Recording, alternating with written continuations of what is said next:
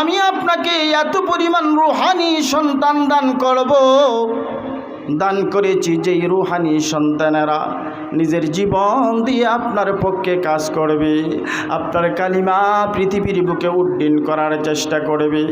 আমার ভাইয়েরা, নবীর একজন প্রসিদ্ধ সাহাবী হযরতে বিলাল হাবশী রাদিয়াল্লাহু তাআলা আনহুর নাম আপনাদের সকলের জানা আছে। হযরতে বিলাল হাবশী রাদিয়াল্লাহু তাআলা আনহু একজন গোলাম ছিলেন। হযরতে বিলাল হাবশী রাদিয়াল্লাহু তাআলা আনহু আল্লাহর নবীর প্রতি যখন ঈমান গ্রহণ করলেন, যখন লা ইলাহা ইল্লাল্লাহ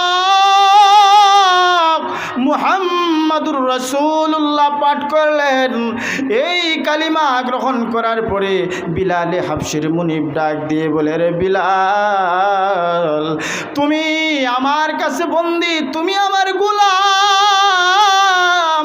এই পৃথিবীর বুকে যদি বাঁচতে চাও, তুমি যে আব্দুল্লাহর ছেলে মুহাম্মদের প্রতি ঈমান গ্রহণ করেছো, ওই ঈমান তোমাকে ছাড়তে হবে।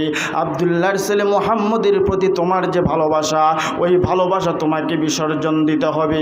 বিলাল হাবশী ডাক দিয়ে বলে, মুনিব, আল্লাহর কসম খেয়ে বলি, পৃথিবীর বাড়ি ছেড়ে আমি চলে যাব, না খেয়ে পৃথিবী থেকে বিদায় হয়ে যাব, কিন্তু এরপরও আল্লাহর নবী মুহাম্মদুর রাসূলুল্লাহর ভালোবাসা আমি ছাড়তে পারবো না।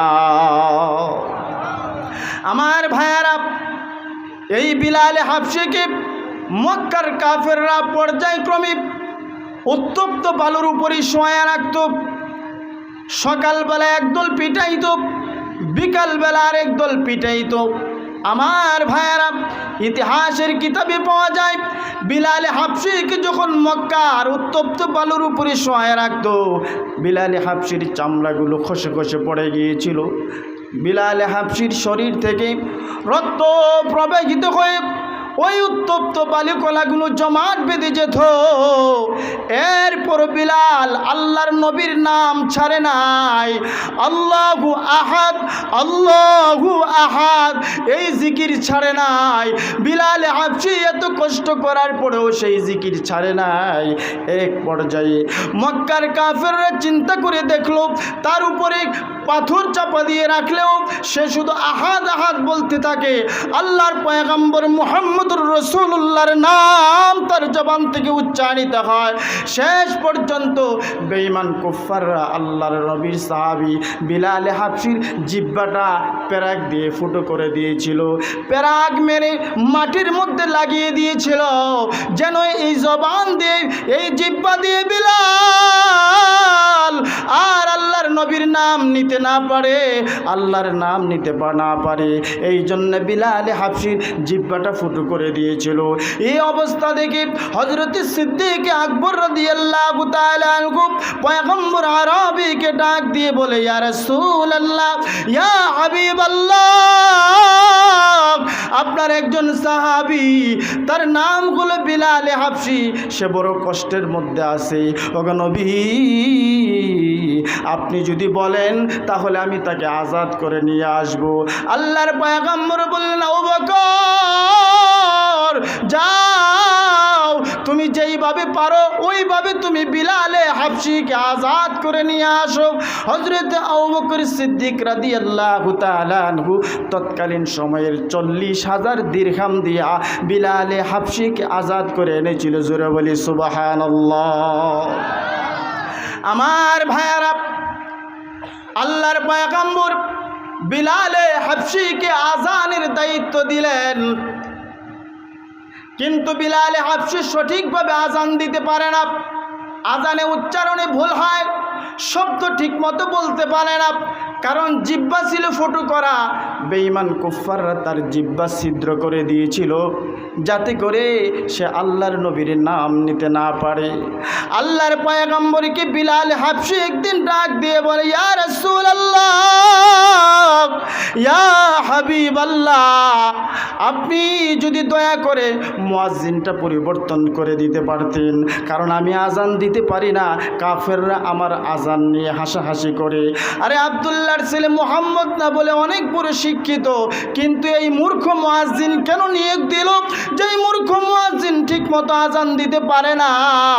আল্লাহর পয়গম্বর তখন বিলালে হাবশিকে ডাক দিয়ে বলে, আরে বিলাল, তুমি বলো আমি কেমনে তোমাকে পরিবর্তন করি? তুমি আজান দিতে দেরি হয়, আল্লাহর আরশ পর্যন্ত আজান পৌঁছাইতে দেরি হয় না। আর একটু জোরে বলি সুবহানাল্লাহ। আমার ভাইয়েরা, এই অবস্থায় বিলালে হাবশির পুরা জিন্দেগি বড় কষ্টে কষ্টে পরিবর্তন হয়েছে, বড় কষ্ট করে তার জীবন অতিক্রম হয়েছে।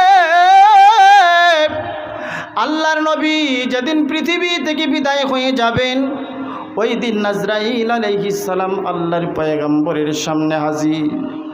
আসার পরে আল্লাহর পয়গম্বরকে লক্ষ্য করে আজরাইল ডাক দিয়ে বলি, ওগো আল্লাহর নবী, আল্লাহ আমাকে পাঠিয়েছেন আপনাকে নেওয়ার জন্যে। যদি আপনি যেতে চান আমি নিয়ে যাব, আর যদি থাকতে চান তাহলে আল্লাহ বলেছেন আপনি যতদিন খুশি ততদিন আপনি আপনার উম্মতের মধ্যে থাকবেন। এমনি করে আল্লাহর পয়গম্বর বলে, আজরাইল, আমাকে জিব্রাইল আসা পর্যন্ত একটু সুযোগ করে দাও। জিব্রাইল আসলেন। আল্লাহর পয়গম্বর জিব্রাইলকে ডাক দিয়ে বলে, ও জিব্রাইল, আজরাইল এসেছে আমাকে নেওয়ার জন্যে, তুমি কি বলো? এমনি করে জিব্রাইল ডাক দিয়ে বলে, ও আল্লাহর পয়গম্বর, এটা আপনার সম্মান। আর কোন নবীকে আল্লাহ এই সুযোগ দেয় নাই যে আপনি ইচ্ছা করলে যেতে পারেন, ইচ্ছা করলে থাকতে পারেন। এটা শুধুমাত্র আপনার বেলায় এই মর্যাদা আল্লাহ দিয়েছেন, আর কারোর বেলা দেয় নাই। ওগো নবী, আপনি দুনিয়া থেকে বিদায় হওয়ার পর আপনার মান মর্যাদা বেশি হবে, ইজ্জত বেশি হবে। এমনি করে আল্লাহর পয়গম্বর চোখের পানি ছেড়ে কান্না করতে শুরু করেছে। আল্লাহর নবী চোখের পানি আর থামিয়ে রাখতে পারে না। এমনি করে জিব্রাইল ডাক দিয়ে বলে, ইয়া রাসূলুল্লাহ, ইয়া হাবিবাল্লাহ, ওগো আল্লাহর পয়গম্বর, আপনি কেন কান্না করতেছেন? এই দুনিয়ার চাইতে পরকালে আপনার ইজ্জত সম্মান বেশি হবে। আপনি কি ফাতেমার জন্য কান্না করেন? আল্লাহর পয়গম্বর বলে, না, আমি ফাতেমার জন্য কান্না করি না। তাহলে কি আপনি হাসান হুসাইনের জন্য কান্না করেন? না রে জিব্রাইল, না, আমি হাসান হুসাইনের জন্য কান্না করি না, আমি কান্না করি আমার গুনাহগার উম্মতের জন্যে। আর একটু জোরে বলা যাবে কি সুবহানাল্লাহ? আমার ভাইয়ারা, বিশাল লম্বা ঘটনা, ওই দিকে যাওয়া আমার উদ্দেশ্য নয়। আল্লাহর নবীর ইন্তেকাল হয়ে গেল, একদিন অতিক্রম হয়ে গেছে। সাহাবায়ে কেরামের মধ্যে পাগল পারা শুরু হয়ে গেছে। এক একজন সাহাবী মাতাল হয়ে গেছে। সালমানে ফার্সি বেহুশ হয়ে গেছে, সিদ্দিক আকবর মাতালের মতো হয়ে গেছে। সমস্ত সাহাবীরা মদিনার অলিতে গলিতে ঘোরাঘুরি করে কান্নাকাটি করতেছে। এই অবস্থায় বিলাল হাবশী রাদিয়াল্লাহু তাআলা আনহু আবু বকর সিদ্দিককে ডাক দিয়ে বলে, রে আবু বকর, আমি আর মদিনায় থাকবো না। রে আবু বকর, আমি আর মদিনায় থাকবো না, আমি আমার জন্মভূমি সিরিয়ার দামেস্ক চলে যাব। সিদ্দিক আকবর বিলালকে ডাক দিয়ে বলে, বিলাল, তুমি বলো তোমার কি টাকা পয়সার অভাব হয়েছে? যদি টাকা পয়সার অভাব হয়, রাষ্ট্রীয় কোষাগার থেকে তোমার জন্য বেতন ভাতা ধার্য করে দিব। বিলাল হাবশী বলে, না, আমার কোনো টাকা পয়সার অভাব হয় না। তাহলে তোমাকে কি কেউ কোনো গালমন্দ করেছে? না, আমাকে কেউ গালমন্দ করে নাই। তাহলে কিসের অভাব, কিসের কষ্ট তোমার? বিলালে হাবশী ডাক দিয়ে বলে, আবু বকর, আমার যেই জিনিসের অভাব পৃথিবীর সকল মানুষ মিলেও আমার এই অভাব দূর করতে পারবে না। কি অভাব তোমার একটু ডাক দিয়ে বলো।